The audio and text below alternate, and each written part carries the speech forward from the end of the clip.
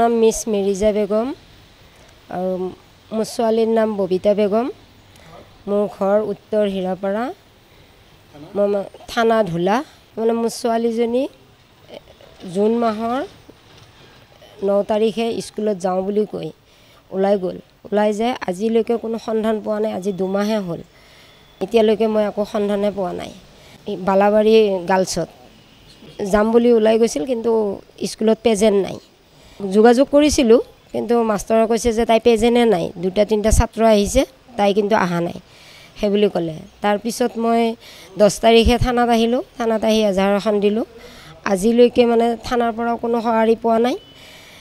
2টা সন্দেহযুক্ত নাম্বাৰ আছিলে, সেই 2টা নাম্বাৰো মই দিছোঁ। SP অফিচতো গৈছোঁ, SP অফিচৰ পৰাও মানে মই কোনো এটা সঁহাৰি পোৱা নাই।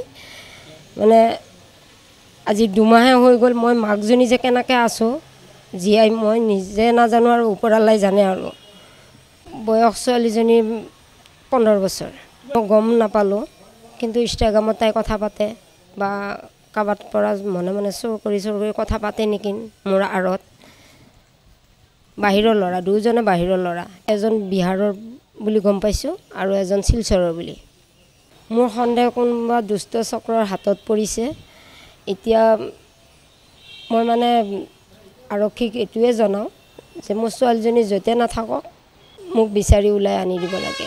যে বাহিৰৰ দুষ্ট চক্ৰৰ ল'ৰাই 2জনে লগত লৈ তাইক মানে বিক্ৰী কৰা বা কিবা হেৰি কৰা বেয়া কৰ্মত লগোৱা যেন লাগি আছে। সেইকাৰণে মই মানে প্ৰশাসনক এইটোৱে জনাওঁ যে অতি সোনকালে তদন্ত কৰি মোৰ ছোৱালীজনী মোৰ হাতত দিব লাগে আনি। আৰক্ষীক এজাহাৰো দিছোঁ আৰু 4বাৰ কৰি মই SP অফিচতো গৈছোঁ, যাই কোনো সন্ধান পোৱা নাই। আৰু মোক নামাতেও আৰক্ষী থানাৰ পৰা।